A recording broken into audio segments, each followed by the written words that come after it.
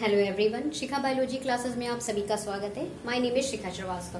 Previous video में हम लोगों ने मोड ऑफ सेक्सुअल रिप्रोडक्शन में binary fission, fission and multiple fission के विषय में मैंने आपको बताया था। आज हम पढ़ेंगे बडिंग। बडिंग का हिंदी मीनिंग होता है मुकुलन। मुकुलन क्या होता है आज हम देखेंगे। चलिए आज की वीडियो को स्टार्ट करते हैं। देखिए, अगर हम बडिंग की बात करें तो बडिंग आपको देखने में दूसरे ऑर्गेनिज्म की अगर हम बात करें तो हमारे इस इन्वॉल्वमेंट में बहुत से ऐसे लिविंग ऑर्गेनिज्म है जिसमें अलग अलग तरह के रिप्रोडक्शन होते हैं। तो मैं आपको बेसिक कॉन्सेप्ट के थ्रू बता रही हूँ कि किस तरह के रिप्रोडक्शन होते हैं, और जब मैं आपको पर्टिकुलर आपको ऑर्गेनिज्म यानी एनिमल्स पढ़ाऊंगी, पर्टिकुलर जैसे प्रोटोजोवंस है, पोरीफेरन है, तो उसमें अलग अलग किस किस तरह के जो है रिप्रोडक्शन होंगे वो मैं आपको वहां पर बताऊंगी। तो ये आपका बेसिक कॉन्सेप्ट है। तो बेसिक कॉन्सेप्ट में सबसे पहले हम चलते हैं बडिंग के विषय में। In this process of animal produce of a small projection, और this projection is called as formation of a bud and mature organism is called as budding of mode of asexual reproduction is types। देखिए, अगर हम इनकी बात करें तो ये क्या होता है कि asexual reproduction में जो बडिंग है ये इसी का ही पार्ट है। तो हम इसको देख लेते हैं कि ये जो आपको बडिंग हो गए, आपके बाइनरी फिशन हो गए, आपके मल्टीपल फिशन हो गए, आगे मैं आपको फ्रेगमेंटेशन, स्पोरुलेशन पढ़ाऊंगी। तो हर एक लिविंग ऑर्गेनिज्म में अलग अलग तरह के आपको रिप्रोडक्शन देखने को मिलेंगे जब मैं आपको पर्टिकुलर फाइलम पढ़ाऊंगी। मैं आपको यहाँ सिर्फ इसलिए बता रही हूँ कि जब मैं आपको वहां पढ़ाऊंगी फाइलम में तब आपको आसानी पड़ जाएगी समझने में। तो चलिए बडिंग को शुरू करते हैं। देखिए, जो बडिंग होता है मुकुलन, ये आप हाइड्रा में देखने को पाएंगे। हाइड्रा की बॉडी कुछ इस तरह से होती है। ये ऊपर की तरफ इनकी टेंट्रिकल्स प्रेजेंट्स होते हैं, बॉडी इनकी सिलेंड्रिकल होती है, बेलनाकार होती है, और इनमें बॉडी में इनके हाइड्रा के अंदर सेल ऑर्गेनिज्म प्रेजेंट्स होते हैं। अगर हम इस बडिंग की बात करें तो बडिंग के थ्रू ये रिप्रोडक्शन करते हैं हाइड्रा, और हाइड्रा की बॉडी का ये पार्ट जो आप देख रहे हैं, ये पार्ट बॉडी के ये किसी भी पार्ट में एक प्रोजेक्शन तैयार कर लेते हैं कुछ इस तरह से। ये प्रोजेक्शन है एक तरह का, ये इस तरह से प्रोजेक्शन तैयार कर लेते हैं। यहाँ पर देखिए मैंने बनाया हुआ है।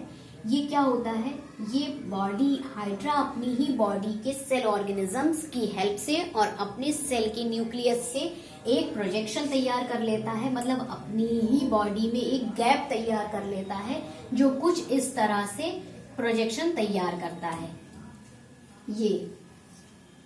ये जो आप देख रहे हैं इस तरह से ये प्रोजेक्शन तैयार कर लेता है। ये प्रोजेक्शन अपने अपर बॉडी से और अपनी लोअर बॉडी के बीच में ये प्रोजेक्शन तैयार करता है, और ये प्रोजेक्शन इस तरह का कुछ होता है। इस प्रोजेक्शन की अगर हम बात करें, ये ठीक, इस प्रोजेक्शन की अगर हम बात करें तो ये अपने ही जैसा एक प्रोजेक्शन तैयार करता है, मतलब अपने ही जैसा एक पार्ट तैयार करता है जो कि कुछ इस तरह से दिखाई देता है। ठीक, धीरे धीरे ये क्या होता है, इस प्रोजेक्शन का मतलब है कि जैसे कि ये एक हाइड्रा है और इस हाइड्रा ने अपनी ही बॉडी में इस भाग पर उनको एक नया इंडिविजुअल तैयार करना है, तो वो यहाँ पर एक प्रोजेक्शन तैयार करेंगे। ये प्रोजेक्शन आगे चल करके कुछ इस तरह से चेंज हो जाएगा, similar to a parental cell की तरह ही वो प्रोजेक्शन दिखाई देगा। ये प्रोजेक्शन क्या होगा, पहले तो ये पेरेंट, मतलब ये जो आप हाइड्रा देख रहे हैं इसको हम पेरेंट बॉडी भी कह सकते हैं, पर्टिकुलर इसको हम हाइड्रा कहते हैं।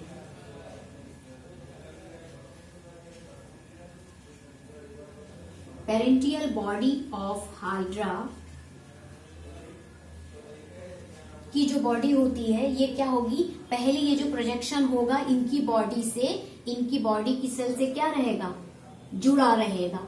धीरे धीरे जब ये थोड़ा सा और ग्रो करेगा, मतलब पहले ये साइज में छोटा होता है, फिर धीरे धीरे ये साइज में प्रोजेक्शन अपनी ही पेरेंटियल बॉडी में जुड़ा रहता है और ये छोटा रहता है। जब ये धीरे धीरे बड़ा होता है, बड़े होने के साथ साथ इसका साइज भी बड़ा हो जाता है कुछ इस तरह से, और फिर ये ही प्रोजेक्शन क्या होगा, आप हाइड्रा की बॉडी से अलग हो जाएगा इस तरह से।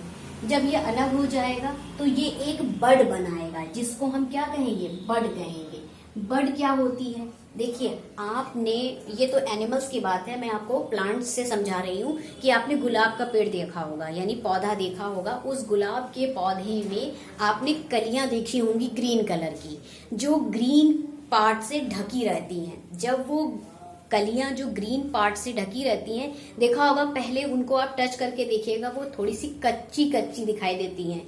कहने का मतलब है कि वो जो होती है अंकुरित नहीं हुई होती हैं, जिसकी वजह से जब वो ग्रीन पार्ट इस तरह से फैल जाता है तो आपने देखा होगा कि पिंक कलर की छोटी सी बंद कली होती है, कुछ इस तरह से, इस तरह से। ठीक, धीरे धीरे ये क्या हो जाती है, फ्लावर के फॉर्म में चेंज हो जाती है अपने फेवरेबल कंडीशन में। ठीक, पहले ये कुछ इस तरह से होती है, इसमें क्या होता है, ये ग्रीन पार्ट से पहले ढकी हुई रहती है। आप ध्यान से देखिएगा, जब कोई भी गुलाब के पेड़ में या पौधे में फ्लावरिंग हो रही होती है तो उसमें छोटी सी कली ग्रीन कलर की होती है, वो कुछ इस तरह से होती है। धीरे धीरे ग्रीन पार्ट ओपन होता है, बाद में पिंक पार्ट ओपन होकर के गुलाब का फूल खिल जाता है, उसको हम बड कहते हैं। एज मैंने आपको एग्जांपल दिया है। इसी तरह एनिमल्स में भी क्या होता है कि जब उसमें फ्लावरिंग, प्लांट में फ्लावरिंग होने का मतलब है कि वो प्लांट अपने बड की हेल्प से क्या कर रहे हैं, रिप्रोडक्शन करके एक फ्लावर दे रहे हैं। लेकिन अगर हम एनिमल की बात करें तो एनिमल में मैंने एग्जांपल हाइड्रा लिया है। तो हाइड्रा की बॉडी कैसी होती है, सिलेंड्रिकल होती है, ऊपर टेंटिकल्स प्रेजेंट होते हैं, ये प्रोजेक्शन तैयार करते हैं। ये प्रोजेक्शन पहले क्या होता है, बॉडी से जुड़ा होता है और छोटा होता है, मतलब साइज में छोटा होता है, स्मॉल होता है। धीरे धीरे ये प्रोजेक्शन जैसे ही बड़ा होने लगता है, ये बॉडी के, हाइड्रा की बॉडी के पार्ट से अलग हो जाता है और अलग होकर के कुछ इस तरह से दिखाई देने लगता है।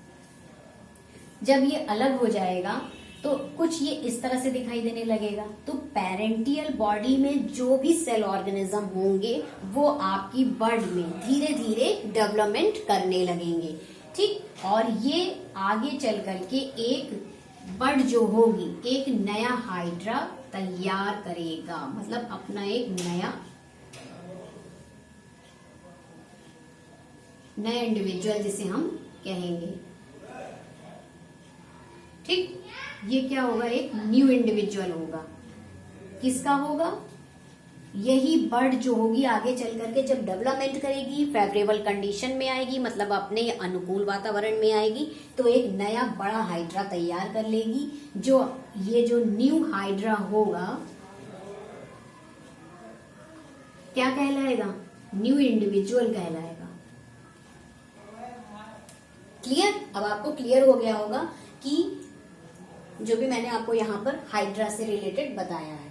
ठीक है, अगर हम बडिंग की बात करें तो बडिंग में एनिमल, ये एक तरह का एनिमल है। ठीक है, ये एक तरह का एनिमल है जो अपनी ही बॉडी में प्रोजेक्शन बनाएगा और प्रोजेक्शन अपनी ही बॉडी के किसी भी एक पार्ट को वो चुनेगा और उसके बाद वहां पर एक बड का फॉर्मेशन करेगा। पहले ये बड छोटी होगी, बॉडी से जुड़ी हुई होगी।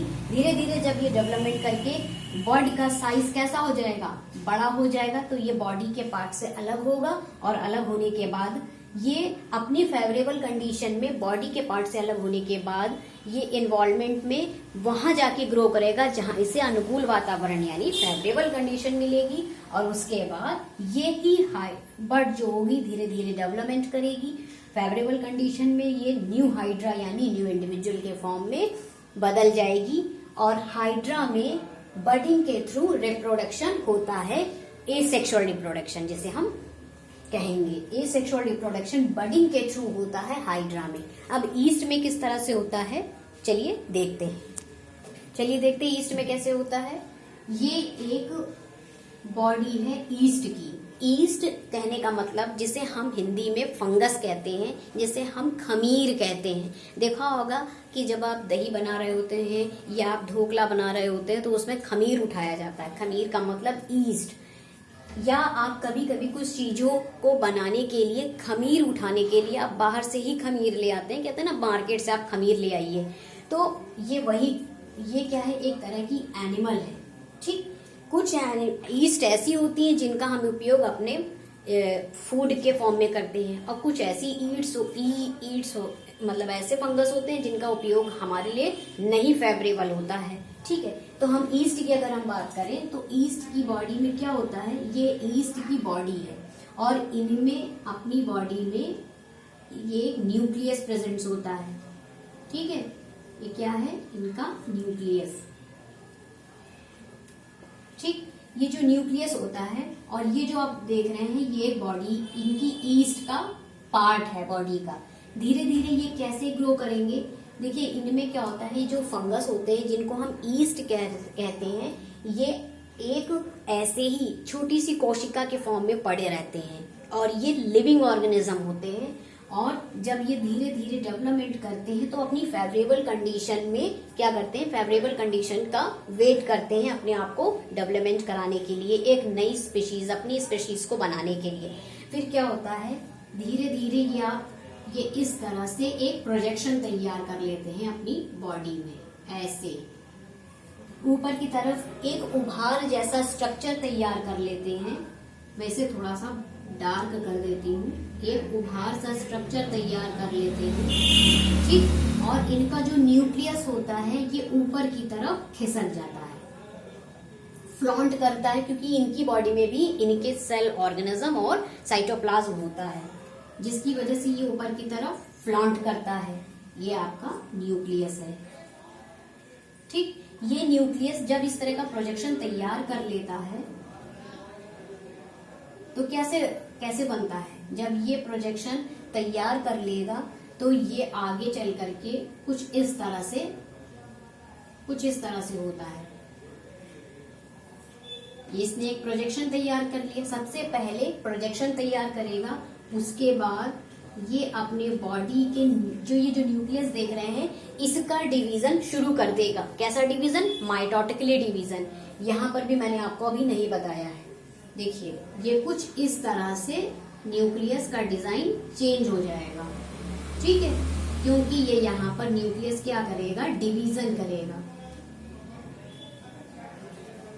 न्यूक्लियस डिवाइस, जब न्यूक्लियस का डिवीजन होगा तो ये क्या हो जाएगा, आधा प्रोजेक्शन के अंदर चला जाएगा और आधा प्रोजेक्शन की बॉडी के बाहर रहेगा।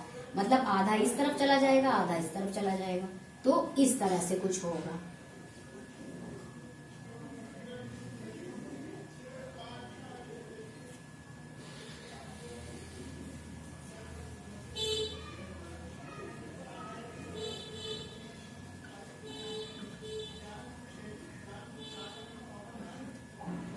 इस तरह से, ठीक, इस तरह से ये डिवाइड होगा। कहने का मतलब है कि ये जो आप ईस्ट देख रहे हैं, ये ईस्ट एक लिविंग ऑर्गेनिज्म है जिसे हम फंगस कहते हैं। ये आपको प्लांट फंगस जब मैं आपको पढ़ाऊंगी, फंगस की स्पीशीज जब पढ़ाऊंगी तो उसमें आपको ईस्ट देखने को मिलेगा। तो ईस्ट में जब बडिंग हो रही होती है, यानी जब मुकुलन हो रहा होता है, तो इसमें पाए जाने वाला न्यूक्लियस क्या होता है, अपनी ही बॉडी में ये सेल ऑर्गेनिज्म के साथ और साइटोप्लाज्म के साथ रहता है। और जब इसमें बडिंग हो रही होती है तो न्यूक्लियस के ऊपर की तरफ के भाग में, ईस्ट के ऊपर की तरफ भाग में प्रोजेक्शन तैयार होता है। ये एक प्रोजेक्शन तैयार हो जाता है। प्रोजेक्शन का मतलब वो लिविंग ऑर्गेनिज्म का वो भाग जहां पर उसे अपनी ही स्पीशीज को बनाने का एक पार्ट चाहिए हो। ठीक है, एक मतलब एक पार्ट का मतलब हो गया एक हिस्सा चाहिए हो, तो वो अपनी ही बॉडी को क्या कर लेगा, अपने ही साइटोप्लाज्म से क्या कर लेगा, अपने ही साइटोप्लाज्म से एक प्रोजेक्शन तैयार कर लेगा। ये प्रोजेक्शन तैयार होते ही यहाँ पर न्यूक्लियस का माइटोटिकली डिवीजन होने लगेगा। माइटोटिकली डिवीजन होगा और ये माइटोटिकली डिवीजन करने के बाद आधा न्यूक्लियस प्रोजेक्शन के अंदर हो जाएगा।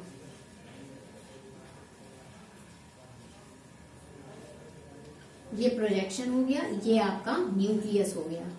आधा न्यूक्लियस प्रोजेक्शन के अंदर आ जाएगा और आधा ईस्ट की बॉडी में दिखाई देगा। ये ईस्ट बॉडी ऑफ न्यूक्लियस। ठीक, ये धीरे धीरे क्या करेगा, ये प्रोजेक्शन क्या होगा, धीरे धीरे डेवलपमेंट करेगा। डेवलपमेंट करने के बाद ये ही अपनी पेरेंटियल बॉडी, ये आपका प्रोजेक्शन हो गया, ये आपकी पेरेंट बॉडी हो गई। ठीक, ये आपकी पेरेंट बॉडी हो गई, ये आपका प्रोजेक्शन हो गया। प्रोजेक्शन का पार्ट अपनी पेरेंट बॉडी से क्या हो जाएगा, अलग हो जाएगा। अलग होने के बाद ये कुछ इस तरह से दिखाई देगा। ठीक, धीरे धीरे बॉडी के अंदर पाए जाने वाला जो साइटोप्लाज्म होगा ये अपने आप फेवरेबल कंडीशन में क्या कर लेगा, अपने आप को रिपेयर कर लेगा कुछ इस तरह से। ठीक, और इसके अंदर खुद का अपना क्या है, न्यूक्लियस है, और इसके अंदर साइटोप्लाज्म की वजह से इसने इसको अपने आप को क्या कर लिया, प्रिपेयर कर लिया, और ये फेवरेबल कंडीशन का इंतजार करेगा।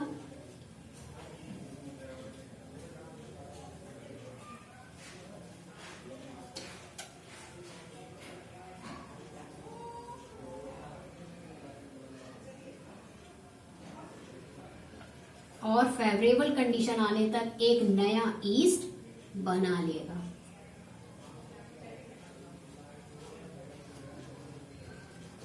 नया ईस्ट बना लेगा जिसे क्या कहेंगे, न्यू इंडिविजुअल।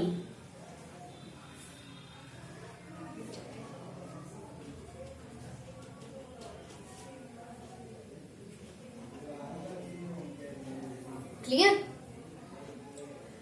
ये अब आपको समझ में आ गया होगा कि यहाँ पर जो न्यू ईस्ट है इसके अंदर न्यूक्लियस प्रेजेंट होगा, अपना साइटोप्लाज्म होगा।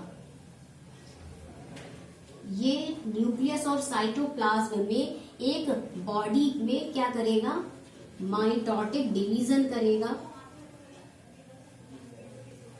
माइटोटिक डिवीजन करेगा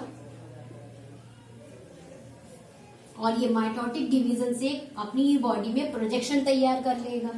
फिर फर्दर माइटोटिक डिवीजन होगा। फर्दर माइटोटिक डिवीजन के दौरान ये न्यूक्लियस क्या हो जाएगा, डिवाइड होगा। डिवाइड होने के बाद आधा प्रोजेक्शन में चला जाएगा, आधा बॉडी के अंदर रहेगा। क्योंकि अगर पूरा प्रोजेक्शन में ही अगर न्यूक्लियस चला जाएगा तो नीचे की सेल क्या हो जाएगी, डेड हो जाएगी, तो प्रोजेक्शन भी डेड हो जाएगा। तो प्रोजेक्शन डेड ना हो, मतलब वही ईस्ट का बॉडी का वो पार्ट डेड ना हो, इस वजह से आधा न्यूक्लियस बॉडी के अंदर रहता है, आधा न्यूक्लियस प्रोजेक्शन के अंदर चला जाता है। उसके बाद धीरे धीरे ये प्रोजेक्शन के अंदर जाने वाला जो न्यूक्लियस होगा ये कुछ इस फेवरेबल कंडीशन से अपनी बॉडी से क्या हो जाएगा, अलग हो जाएगा और एक नया ईस्ट यानी एक न्यू इंडिविजुअल आगे चल करके तैयार करेगा। ईस्ट में तो कुछ इस तरह से बडिंग होती है जो एसेक्सुअल रिप्रोडक्शन को प्रदर्शित करती है। अगर हम हाइड्रा की बात करें तो यहाँ पर आपने प्रोजेक्शन तैयार करते हुए देखा है ना, तो यहाँ पर भी आपका क्या होगा, माइटोटिक डिवीजन होगा। माइटोटिक डिवीजन होगा जिससे इनकी सिलेंड्रिकल, ये जो आप देख रहे हैं ये सिलेंड्रिकल बॉडी में एक प्रोजेक्शन तैयार होगा with the help of mitotic division. फिर इनकी बॉडी के अंदर पाए जाने वाला साइटोप्लाज्म और न्यूक्लियस क्या करेगा, एक नया बड का फॉर्मेशन करेगा।